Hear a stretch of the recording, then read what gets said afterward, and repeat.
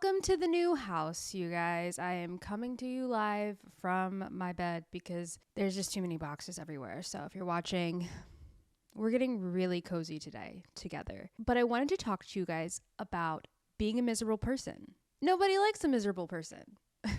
No, seriously, I have a lot of empathy for miserable people. Do you want to know why? Because I am bitches. Bitches is me. I have been the most miserable bitch on earth. I have truly lived 9,000 lives, to be honest with you. I know that I'm young, but I've been through a lot, okay? So I'll say this. Mental health issues for women in my family is very common. I've noticed patterns in a lot of women in my family, including myself. And what I've just learned from that is you can either become a slave to it or you have to put a lot of maintenance in. And maybe both of those options sound kind of shitty, to be honest, because it's exhausting trying to be a happy dopamine serotonin gal out here, especially when the odds are against you and depression runs within the women in your family, anxiety, it's hard, right? But I've realized that it's so worth it. Okay. And I think one of the scariest things I've learned as it relates to my mental health is sometimes I don't know when I'm slipping into being a miserable bitch because it's not so obvious. There's not one thing that can happen that just sets me off. It's a slow trickle effect. And the reason I wanted to talk about this today is because I know now my triggers. I've learned them over the past few years, particularly in my 20s.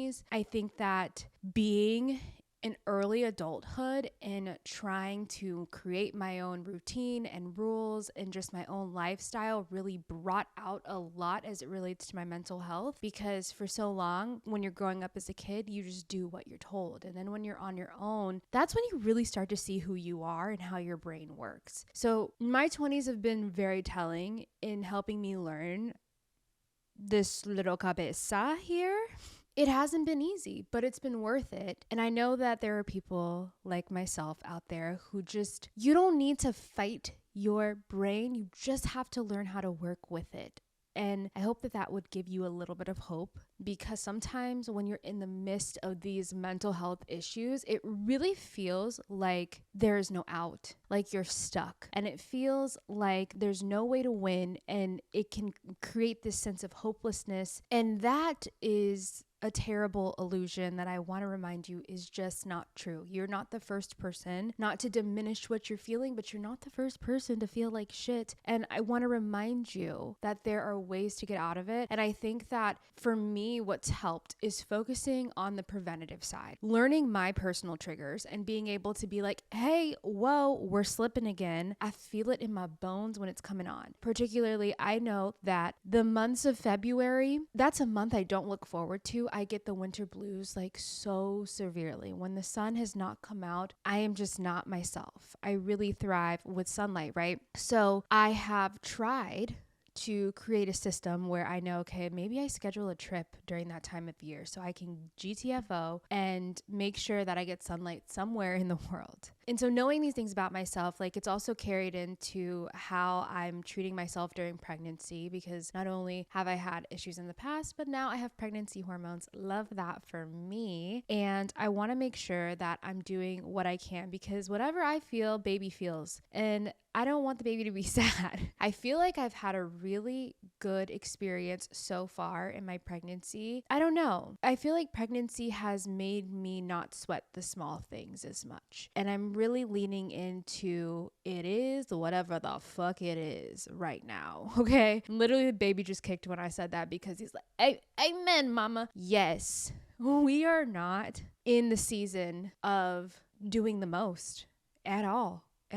Hence why I'm in bed doing this podcast. Okay. The show gonna keep going, but hello. That was my gyno. I get to see the baby this week. I'm so excited. They don't tell you how few ultrasounds you actually get during pregnancy. Not to go on a tangent, but they just don't tell you. You don't get to see the kid that often. So I'm very excited because last time I went, I go in like all la-di-da and I'm like, can I see him? And they're like, we're checking the heart. Bye-bye now. I'm like, wait, what? Like, I don't get to see my little peanut. So I was a little sad, but I've been looking forward to this for a very long time, aka 3 weeks. But back to the story, okay? Pregnancy has actually done wonders for my mental health, and I can't believe that I'm saying that because everything is just more simple now. I guess in comparison to some people, I didn't have HG. I want to make that clear, but I did have a very, very difficult first trimester where I was throwing up to 3 times a day. That took a toll on my mental health. But even then, in a very weird way, I'm almost grateful for how low my capacity got emotionally because it was just like, we're not doing the bullshit. I'm not doing the bullshit with anybody. I'm not doing the bullshit with myself. I just gave myself so much grace for the first time in my life. And that's one of the coolest things I've learned about pregnancy so far. For me, it's been an experience I never thought it would be. So knowing this about myself, so far, pregnancy has surprised me. But my point is that when I am postpartum, I really want to be on my P's and Q's about checking in with myself. We know postpartum can be very serious for some women. And for someone like me who already knows, I know what's up with my brain, okay? I know she like to play up here sometimes. I'm going to make sure I have things ready to go before I'm postpartum. I'm going to make sure that this show is running for you guys. I'm doing the best I can to get extra episodes up because I know that when I do the things I love and I keep my passion projects going, that makes me happy. So I want to make sure I have a little bit of a buffer before baby gets here, okay? I also am leaning on people in my life to show up for me. I already have friends and family who are like, I'm going to be cooking for you. Just need you to know that. Great. Drop that shit off. I'm not guaranteeing any baby visits. And that's like amazing that we can set those standards ahead of time. Let your people be there for you. I'm learning to ask for help. I'm learning to accept help. As an oldest daughter, that can be a whole episode on its own. But I have been in so many stages of that miserable cycle that now I feel like I know myself. So maybe I can help you. Are you a miserable bitch? Well, let's talk about some things that might be making you miserable that you don't even realize. And that's why I worded it the way that I did, because being a miserable person is actually like a personality trait a lot of people don't know that they have. And I can say that because I told you I've lived it, okay? And I also can spot it. I can spot when you're a miserable person, and it's not even in a judgmental way. It's just in like an I see you kind of way. You know, this podcast is called Because I Love You, and I'm just saying that because I love you. I don't want you to be a miserable person, okay? So let's change that right now. This episode is brought to you by The Air Doctor. As you guys know, I've been very vocal about navigating some difficult pregnancy symptoms. Well, I started to develop allergies and realized I've become way more sensitive to everything in the air, which is causing me to be stuffy and congested. According to the EPA, the indoor air we breathe can be up to 100 times more polluted than outdoor air. Indoor air pollutants can cause respiratory symptoms like sneezing, congestion, scratchy throat, and even more serious health problems like lung and heart disease. So what's the solution? Introducing the Air Doctor, the air purifier that filters out 99.99% of dangerous contaminants so your lungs don't have to. This includes allergens, pollen, pet dander, dust mites, mold spores, and even bacteria and viruses. The Air Doctor comes with a 30-day money-back guarantee, so if you don't love it, just send it back for a refund minus shipping. Head to airdoctorpro.com and use promo code BCILY, and you'll receive a free 3-year warranty on any unit, which is an additional $84 value. Lock this special offer in by going to airdoctorpro.com. That's AIRDOCTORPRO.com and use promo code BCILY. Anyways, welcome to the Because I Love You podcast. If you're new here, don't forget to follow, subscribe, like. We post new videos and episodes every single Monday, and you can listen on Spotify, Apple, or wherever you get your podcast, or you can come look at my cute little face and this little cute peanut over here on YouTube. If you want some video action, whatever you want, I'm here for you. Just make sure you do that. And hey, if you like this episode, it really helps us out if you leave a 5-star review. It helps us out if you comment.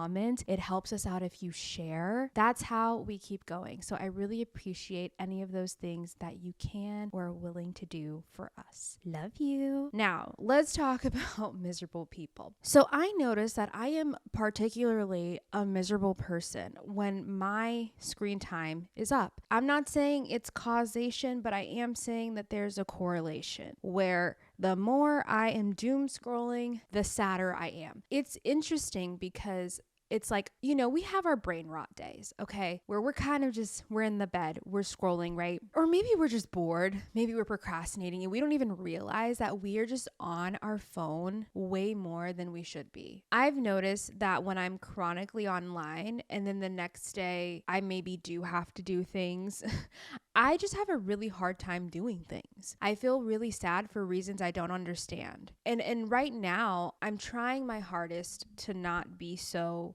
phone heavy, which has actually been easy because I'm moving.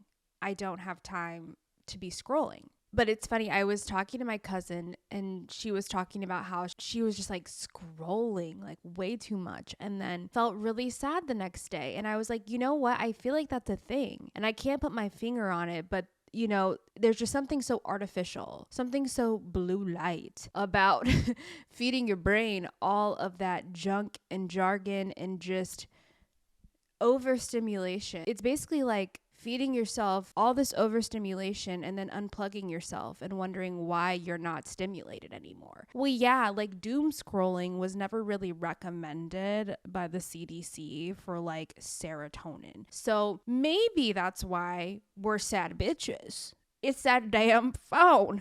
Put it down, turn it off. You're not missing anything. And these apps, okay, are convincing you that you're missing out on something. They're wiring your brain to have this reward system response, like you're a Pavlov dog, making you think you get a biscuit every time you open your phone, and you don't. You get absolutely nothing from logging on to TikTok and Instagram. So get your little 15-minute burst a couple times a day. I promise you, what's at the top of your feed is what you need to see. Anything else is just there to get you addicted. And we have to learn to set the boundary. We have to learn to understand we control the screen time. We are the consumer here. We are a product. So as a product, our mental health is not at the forefront of any corporation's mind. I'm looking at you, Mark Zuckerberg. No one cares for our mental health. It's up to us. So if you feel like a sad bitch, maybe stop scrolling a little bit, just a little bit, okay? And see what happens. Just see it can't hurt. It can't hurt. This one particularly is a trigger for me, like in terms of when I see it in other people, it makes me angry. It actually makes me angry. I don't think you want to know like my personal reasons for that. It's too deep. We're not going to go into that in this episode, but I will tell you that people with victim mindsets drive me loco. Okay, if you ever want to piss me off, have a victim mentality. The people who act as if the world is happening to them and not for them drive me insane. Do you know why? Because you're in the driver's seat of your life. Yes, you are. And if you're arguing with me, you're the fucking problem. Just what I said, that is a victim mindset. You're in control, babe. This is your life. And I come from a loving place and understanding all the reasons why you think you have no control in your life, because there can be a lot of unfortunate reasons for that. I could go on forever. It could be maybe someone in your life has convinced you that you can't do anything in your life. And when I say that this makes me angry to see people with a victim mindset, it's because I just wish I could shake you and slap the Lord's common sense into your brain so that you could understand how much of this life you're missing out on. It's frustrating to me. Maybe that's the word I should use. I'm not angry at you. Mama, not mad at you. I'm just disappointed, okay? I want you to be able to experience life to the fullest because this is your fucking life. You're not getting another one, okay? Stop letting people convince you that you're in the passenger seat of your life. I know that there are seasons that make you feel that way. There are situations that make you feel that way. There are so many reasons why you may not feel like you're in control. But I promise you, there is a time in your life where you will be in control if you work to get to that place. So having the victim mindset of like, life is just shit, like you're just given the cards that you're dealt, is going to make you a miserable person. It is going to make your quality of life so bad. You know, I met somebody when I was abroad who had very odd assumptions about me as a person, never watched my videos. Their partner was actually a fan of my content. And ew, I just said fan. I don't know what word to use. I don't like that word, but it was a bestie. And so he had all these assumptions because I was an influencer that I was all Rudy too, poo poo, like full of myself. And I was like, I don't even know you, bro, first of all. Second of all, he was assuming that like my experience as an influencer has been a very pretentious one. And just because I am a creator, that is where I fall. Okay. Lots of assumptions here. And I just met you. Slow down, babe. So I was getting a little like agitated, and I'm like, I don't think you've ever like talked to your girl to even know that like the reason she probably follows me is because like I'm not like that at all, but also because like I feel like I'm not like a lot of influencers in the sense where I gatekeep how I'm really doing. Like that's kind of my content, is like sharing that I am a very imperfect person trying to be happy in this world, and that's kind of the content. That's the bit. I don't know where you think I came from, but for me, he had the victim mindset, and it's almost like he was angry at me when he was talking to me. He was like, you know, you get all this as an influencer, and I'm like, I work for all this. Also, I think the influencer experience really fucking varies. And I actually cried literally this week because I feel like very incompetent in this job a lot still. Okay. But that's again something I have to continue to fight against. I have to continue to work against the little voices in my head because I'm just a normal person that's not perfect. And that's what I have to do. But you know, my influencer experience has always kind of felt like an uphill battle. And this is something I was talking to my husband about this week. So it was very triggering for this person that never met me to say that I've kind of been handed this life, when even to this day, I still feel like I really have to fight for my spot online. And it's not something I disclose a lot publicly because like, why would I ever complain? I love my job. But when it comes to the business side of things, like, you do have to work harder. It's not a level playing field. I've already told you guys about the discrepancies in the industry as it relates to being a Black woman in this space and advocating for myself, like things that make it an uphill battle. And that's a completely separate episode. But sometimes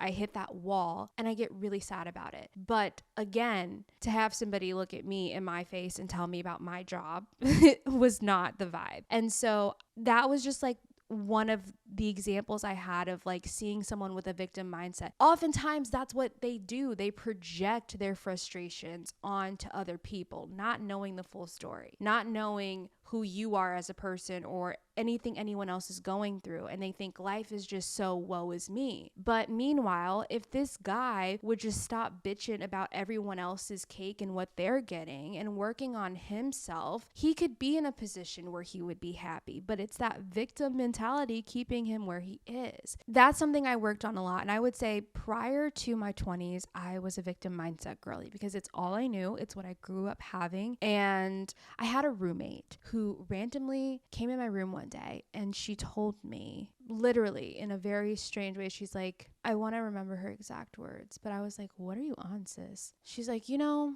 quantum physics. This sounds like such a goofy conversations, but my roommate like came in my room one night after we were like drinking and she's like, you know, like quantum physics. I'm like, no, I've never heard of that actually. She's like, yeah, like, when you think about what you want and then you work towards it, you can get what you want. And this was the first time I had anybody break down like manifesting to me. I was like, oh, interesting. She's like, yeah, have you heard of the law of attraction? I was like, no. She's like, well, it's a law, so it has to happen. But you basically attract everything in your life that you have. And I was thinking about it and I was like, really? Because I am not trying to attract half the fuck boys in my life that I currently have on the roster. But then I thought about it, and it was like 2 years later that conversation like clicked for me. And I was like, hang on. I'm the one writing the story. I'm the director of the script. Yeah, it just clicked for me overnight. And that's when my whole revolution against corporate America started. And I was like, you bitches will never see me again. It was because of her. I'm very thankful for that. I feel like I do owe her. I should text her. So yeah, stop being a victim. You're not. No, you're not. As you guys know, we have a baby bestie on the way in 2025, and I'm already experiencing the first-time mom anxieties. So I've been looking for the best baby products to keep baby safe and my mind at ease. The Nanit Baby Monitor is one that I'm so excited to use. This baby monitor allows you to see your baby anytime, anywhere using the Nanit app. The high-def camera captures every precious moment, so we never miss a milestone and we know our baby's safe. Nanit allows you to track your baby's breathing and sleep patterns and will send you personalized insights. This adds up to more sleep for your baby and more rest for you. In fact, Nanit parents get an extra 36 nights of sleep a year, and Nanit babies sleep 10% longer than average. The Nanit Baby Monitor is a must-have, and of course, our listeners get a special offer. Get 20% off your first order with code DREAM20. That's DREAM20 at nanit.com. That's NANIT.com. Do you know what I notice about miserable people is they're really nosy. They're in a lot of other people's business. And I never realized that I was a nosy person when I was in my worst mental state. I'm just like looking in everyone's yard, like, what y'all got going on over here? What y'all got going on over here? I felt like I was entitled to that information, but also that information is what would kind of be the catalyst to me spiraling, right? So me seeing this person over here doing this fun thing triggered. Why do they get to go over here? Comparison is a thief of joy, my love. Stop it. Stop worrying about other people's business. It's going to make you a miserable person. I promise you. So I've noticed that the more curious I get about other people's lives, the more unwell we are in the cabeza. Mind your own business, okay? It's true. It's like the people in your life who are just like always keeping tabs on you. And you're like, wait, why do you know that? Like, why are you following me like that? Like, why are you keeping up with me in that way? Like, I have some followers that I feel like follow me because they genuinely just fuck with me, and I love that. And then I have the followers who I can tell when they're just lurkers, and I'm like, why do you even bother?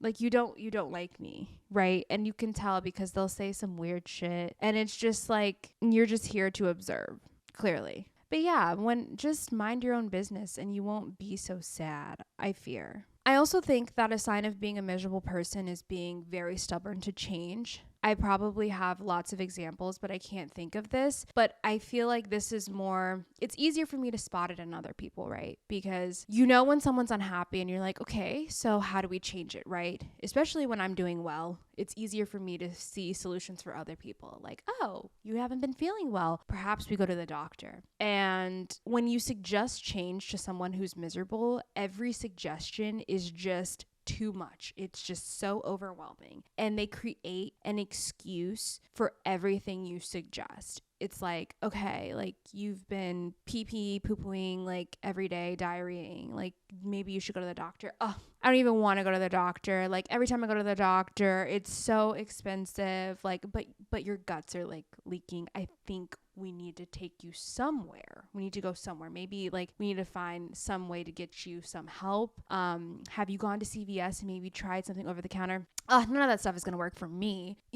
Like this is a metaphor, okay? A diarrhea metaphor. But some of you could be shitting your brains out, and you would rather do that than try to find a solution, because some of you are addicted to being miserable. Some of you are addicted to toxic situations. And that is no shade, no tea. That is just sometimes something that you need extensive therapy on. I really can't give you too much advice there, because like being addicted to trauma is a trauma response. And I know many people in my life who respond that way and have that. And on my end, it's frustrating because obviously I don't want to see people I like suffering, but I can't do the healing for you. So it's really sad sometimes when you know there are easy solutions to certain things, but people are addicted to that misery and would honestly prefer to stay stuck than to maybe create some kind of change. Like, for example, if you do have diarrhea, like maybe stop eating hot Cheetos